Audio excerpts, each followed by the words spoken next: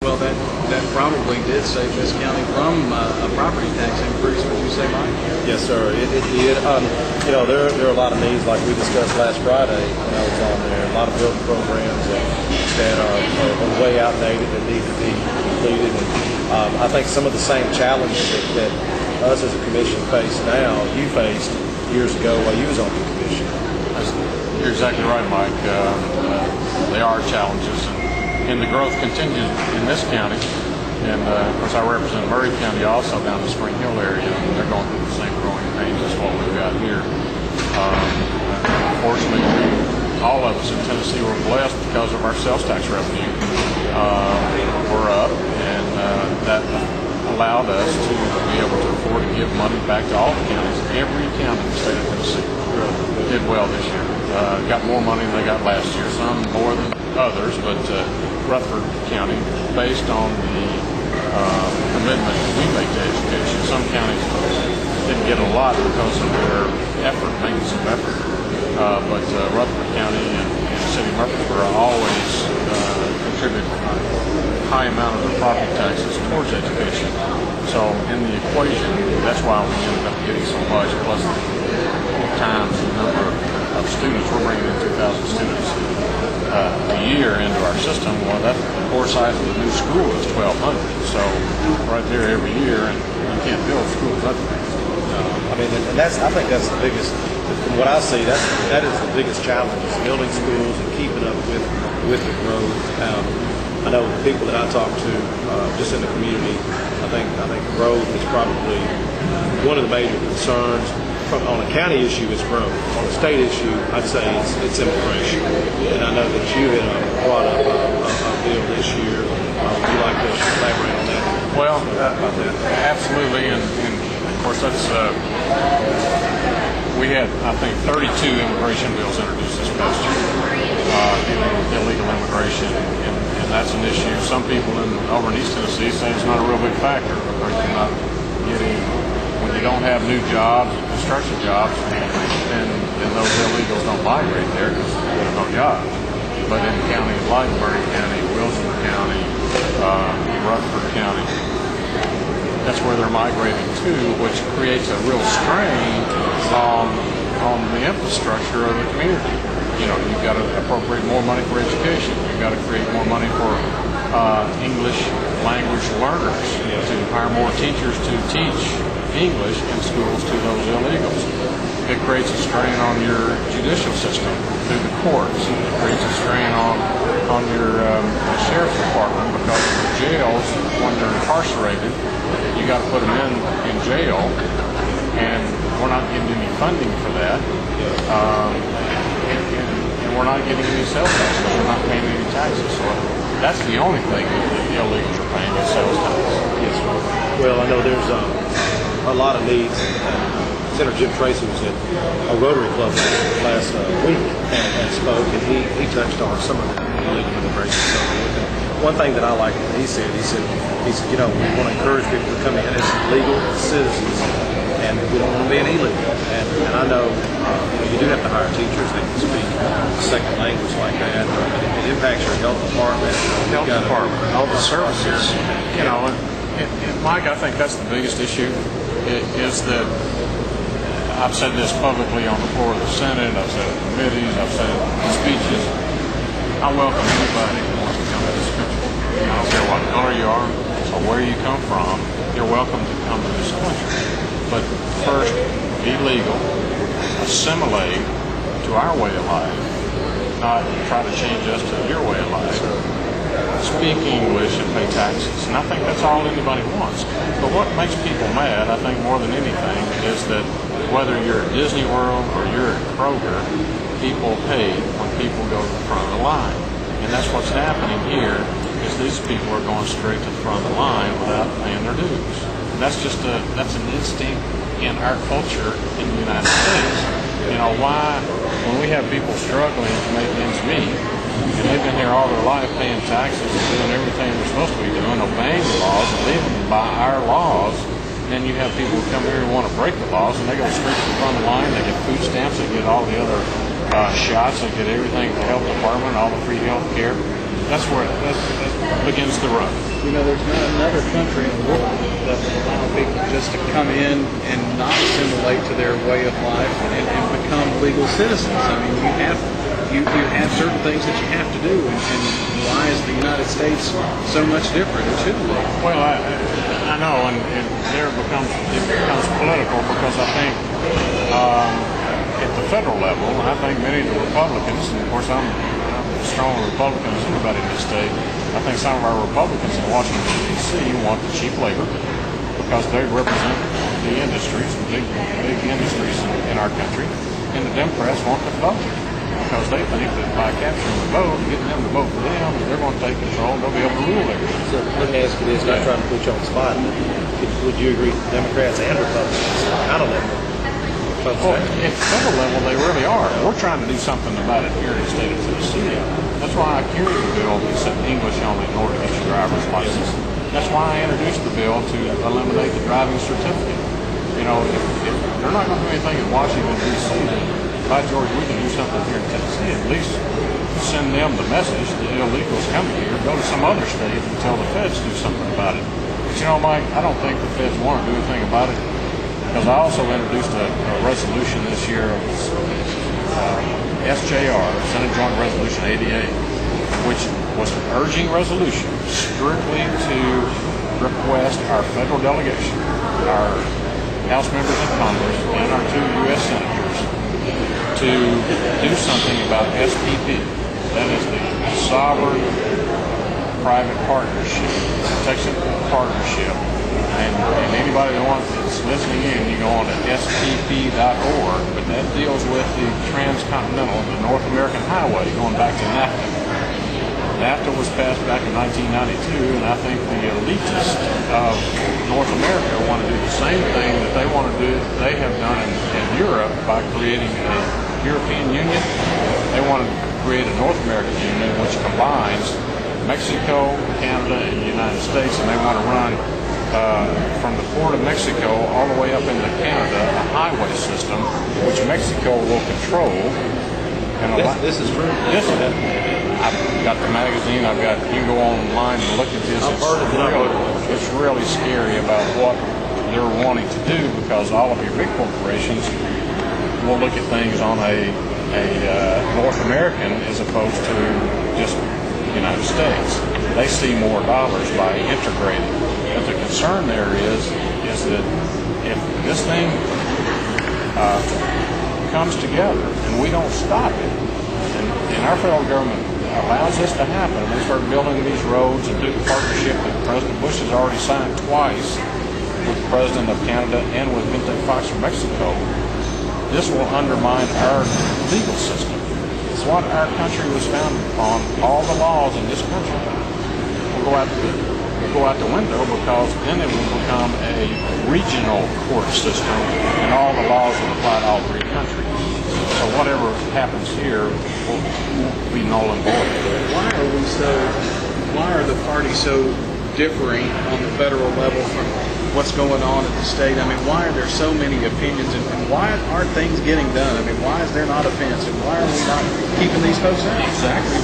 Going back to this, and what kills me is that the media, the national media, is not identifying. They're not talking about this. It's under the radar. They even talk about some of the brainier people in the world, the elitism that wants to create this SPP partnership. They say they want it to be stealth. They want it to happen, be done and over with. You know, this will allow China to come in Mexico, put all kind of whatever they want to put in, drugs, people, illegals, commodity goods, and transport throughout all of the routes. They're going to take by, the government's going to come in and condemn the condemnation processes. They're going to take property all the way up into Canada. Wow. It's really frightening, and I don't know why. I went on to Lou Dobbs on CNN back probably 1st of May. Lou Dobbs is the only one on the national level that's saying anything about this process. He's on CNN. That's correct. Well, that's really making your job hard on the state level because then you have to deal with I mean, they're pretty much saying, okay, we're going to allow it, but then states have to deal with it. Yeah, we're dealing with it. You know, and when I try to pass my English-only bill in order to take the driver's license, overwhelming support. Tennesseans did a poll and it's like 80% were in favor of the passage of that bill. Then the governor comes back and hammers me, he and the Commissioner of Economic Development, the Commissioner of Pittsburgh, they blame my bill for them losing a Toyota plant to Mississippi. Now, come on. That was just an excuse. You know, like I say, I welcome anybody that wants to come here. Just come here and speak. There's not a road sign from Johnson City to Memphis that's in any other language other than English. And I think that's the consensus of most folks that I run into that feel the same way. Yeah, speaking of polls, we've got a poll that I put up months ago. It's midtownpoll.com. Somebody can go to it. It's midtnpoll.com, and I've got questions on there about immigration, growth, and just different needs that the community faces. And the number one is immigration. Number two is growth. But it seems like, I mean, it's like our freedoms are kind of going to be used as our downfall in a sense. I mean, we have so many freedoms that you're giving freedoms to illegals, criminals. But I'm reading a good book that I mentioned. It's on there. Robert Kiyosaki, he wrote this book, Rich Dad, Poor Dad. He had a lot of wisdom and insight, but he talks about the rich getting richer and the poor talking about the need. As to his argument, because the elitists want the cheap labor, and others want the votes, they can care less. And sometimes you see that in local politics too. People do what's best for them, for their votes, and they care less about the general welfare of the average citizen. I mean, talking about China, I mean, that's what do they have? 40% of our debts. And the Proverbs says the borrower is the servant to the lender. And what scares me is what we're leaving the next generation in 10 to 20 years. And what we're talking about right now, maybe people may say, well, you're being alarmist. You're getting people upset. No, this is reality. Yeah, go on to spp.org and you can see it for yourself. It's been signed, sealed, delivered, and it's moving through. Now, Tom Tancredo, who's running for president, he's kind of the second-tier president candidate. He's not getting a lot of press. He's a congressman from Colorado, been one of the large illegal immigrant proponents, trying to pass it. He's introducing a bill this week to eliminate funding for SPP. So if anybody's listening, they may want to call their call board, call any congressman and tell them to support Tom Tancredo. That's what I was going to ask you. What can the average citizen out there that's I guarantee there's people right now that are frustrated. I mean, they're upset, and they'd be wanting to call in the show right now, which we can't take calls from remote like this. But I guarantee you, there's probably 100 people that want to call and talk to you. But what can the average citizen do other than calling their congressman? What else can they do? Write letters, emails, just flood them, tell them to remove the funding on development of SPP. I think that the more they hear from local citizens that they don't want this to happen. I made a comment when I was arguing for my SPP. I passed it in the Senate, but they killed it in the House on SPP. An urging resolution. Now, why would the House of Representatives in Tennessee want to kill an urging resolution over the sovereignty of our country? I made the argument. I said it wasn't the barbarians knocking down the gates of Rome that made Rome fall. It was the Romans that let Rome fall. And that's what's happening here. We're going to let the United States sovereignty slip right out from under us. Yeah. Well, I'm glad to hear what you're saying because, I got a list of questions, and I knew immigration we're going to cover a lot of it right there. One thing that I got a lot of respect for you, Senator, is, you're very, say, most commissioners, if not all, would say you're extremely fair. You're not one side or the other extremely. You're very open to others' views and so forth.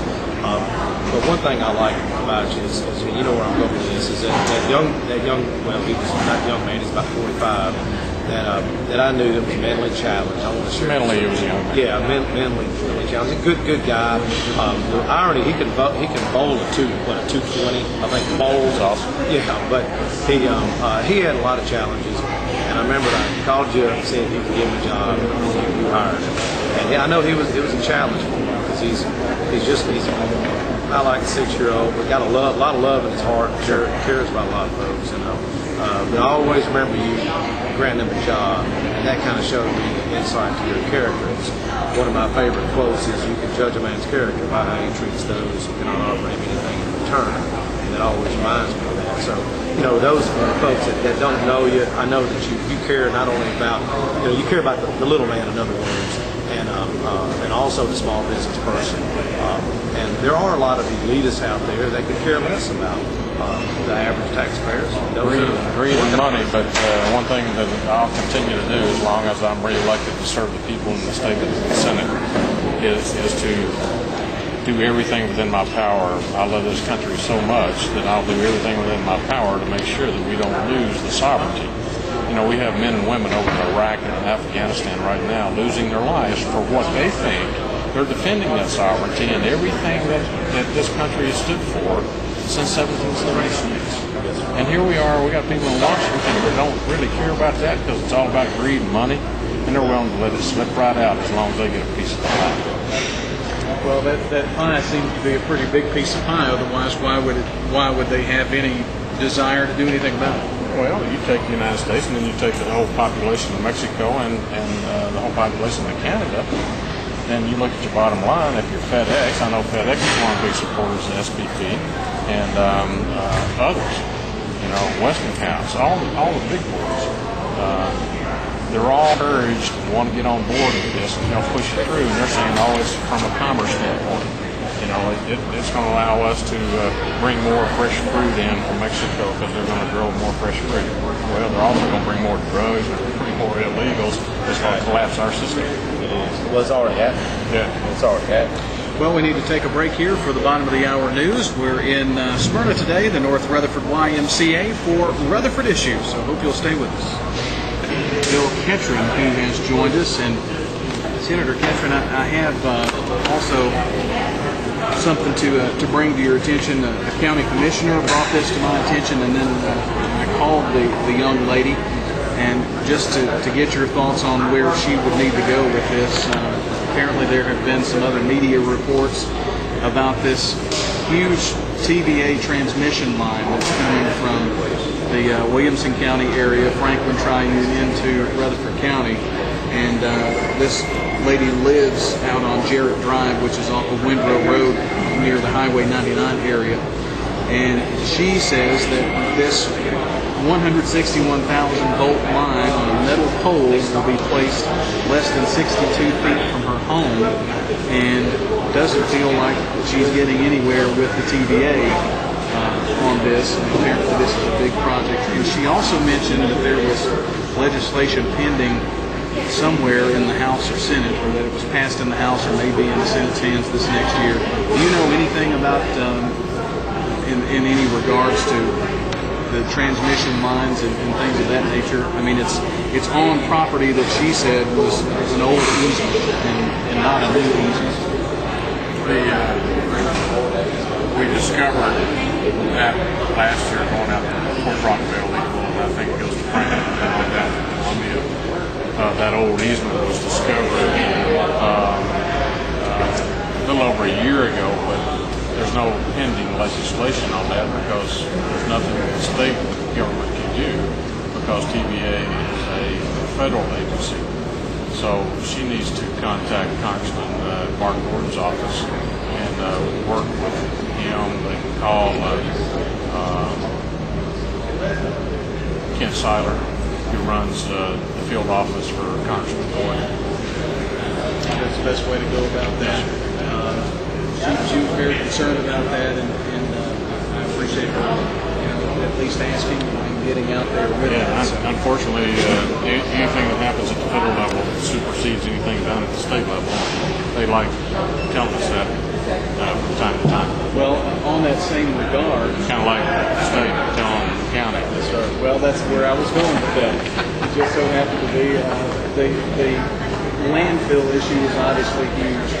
It is. At this point right now. Yeah. And, really, who's in the driver's seat here with this whole issue?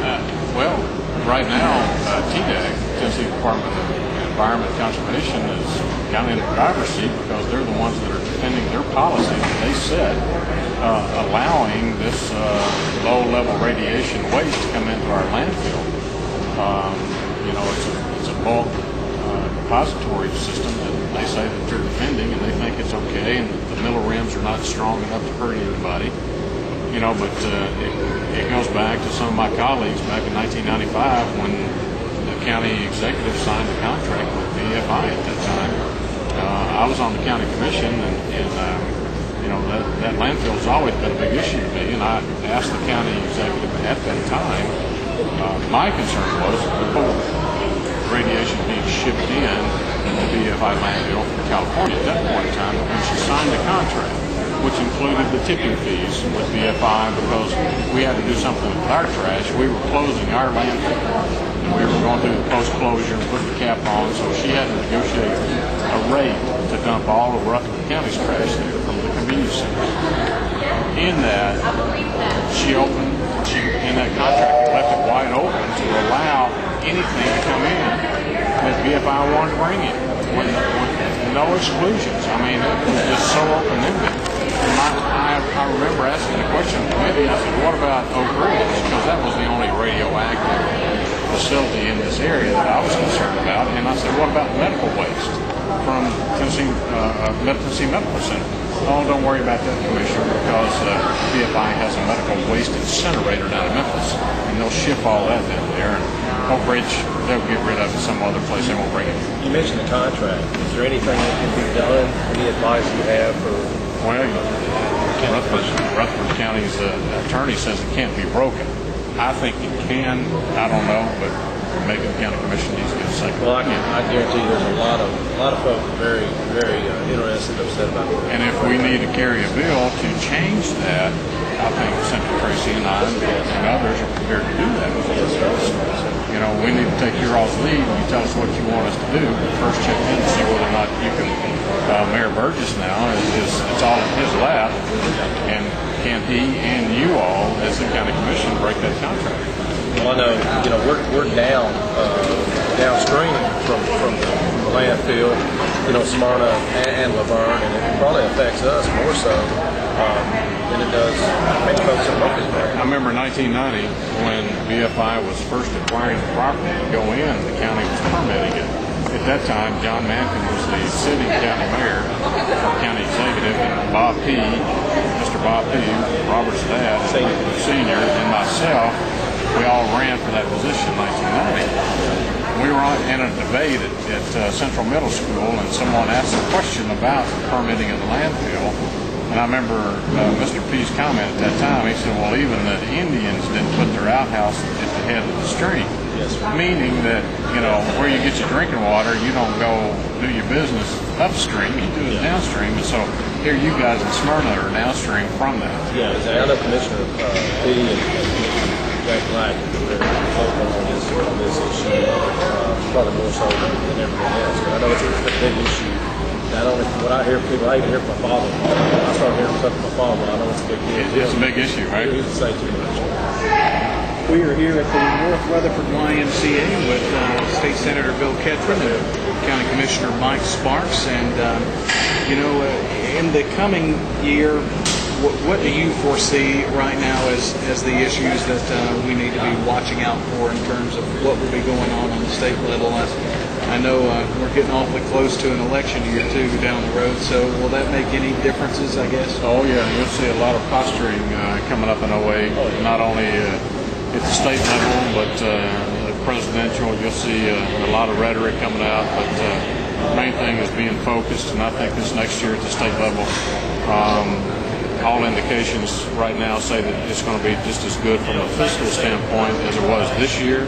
So we see good things on the horizon for 08 for the citizens in Tennessee. You think Fred Thompson may make a bid for the presidency? Well, he better, because I told him that if he didn't, I wanted my check back. Yeah. On our poll, that's what I've got. I've got who's your choice for president on there, and that's what the number one person that people keep inserting. We didn't listen because he didn't make an announcement. I went to a fundraiser last about 3 weeks ago for him in Nashville, and I took him a check. So I said, I want the check back. You're not going to run. it kind of looks called like it Fred, but I hope it'll be Mr. President. That's going to be interesting to see how the dynamics could really change in this, what's going on right now. It just seems like the candidates are spinning in the mud. He may add a different dynamic. Well, yeah, and they're spending their money too. And he's playing it smart. It's brilliant. It is. Real quick, I wanted to ask you, I know Senator Tracy talked about the 42-cent tax increase on the tobacco, and only a 5%, half a cent reduction on the food tax. What my comment to him was, it just seems like there's no wisdom in a decision like that. Well, comment on that? Our Republican Senate caucus voted against that because we had plenty of money. There was no need to increase the cigarette tax. We could have funded the BEP formula and given the schools $12 million without having that tax increase. But it was just what the governor wanted, and that's how it came over from the House. Now, our position was, instead of giving a half-cent sales tax, which I don't think anybody will ever see that, you won't feel that effect on a half a penny of sales tax. What we wanted to do was go no sales tax on food from Thanksgiving to Christmas. You would actually see and feel the effects of that. Well, it seems like if you take it, you look after the bottom, the poor, the working poor, and single mothers out there, and Lord knows there's a lot of them right now, is take it off of food and bread and staples that are needed, not Pepsi's and Colas and dessert type things. Take it off the main elements like that. Speaker Napie, he played it very cool. He didn't want to put his guys in a position to vote against that sales tax because it is something popular, and because he knows they're coming up for election this next year. Well, the whole House. Folks that's out there listening, I guess going back to the same lines, I guess they can just encourage their state reps, state senators. That's exactly right. The food tax and trying to get some of that reduced. Yeah, when the state has money, there's no reason why we can't give it back. Just like on the prisoners that are on probation. I said, before we do anything, let's give back all the money we took away from the counties. Because back when we went through the crisis in 2002, we took money away, and we're not paying any state prisoners that you in the county are housing right now that are on probation. We're paying $35 a day for those state prisoners incarcerated, but the ones on probation should be getting an amount of money paid for by the state while they're on probation. We didn't give any of that money back. Oh, it cost too much. Well, you're a county commissioner's best friend, I think. Yeah, exactly. Well, I know that the state budget surplus, it's been a lot of talk for a lot of folks. Yeah. A big issue. But you guys are the ones that goes to the bottom line because it comes off of property taxes. And if you don't have it, what we took away from you, then you got to go back and put it on the property tax. Exactly. Or wheel tax. Or wheel tax, or any other mental service tax, motel, hotel tax, whatever tax you can put it on. When we take it away from you, you got to come up with it somehow. And the citizens end up paying, so why should we as a state take that money away from you? Yes, sir. Well, that's County Commissioner Mike Sparks along with State Senator Bill Ketron today, and we appreciate you being here with us. We thank you so much for giving us the opportunity to come down and talk with all of you, all the folks listening on WGNS. Well, we certainly hope to get you down sometime, maybe you and Jim together, or maybe on separate days, and field some phone calls and see what the folks have to say. Oh, we'd love to come down together. We do a good tag team, and as Speaker Governor Ramsey said the other day, we use the same hair color out of the same hair color bottle, so we'll look pretty much alike. I appreciate you being here today. Okay, thank you so much. We're going to take a break, and when we come back, we've got Mayor Ronnie Irwin, who's going to join us here in just a moment on Rutherford Issues. See you.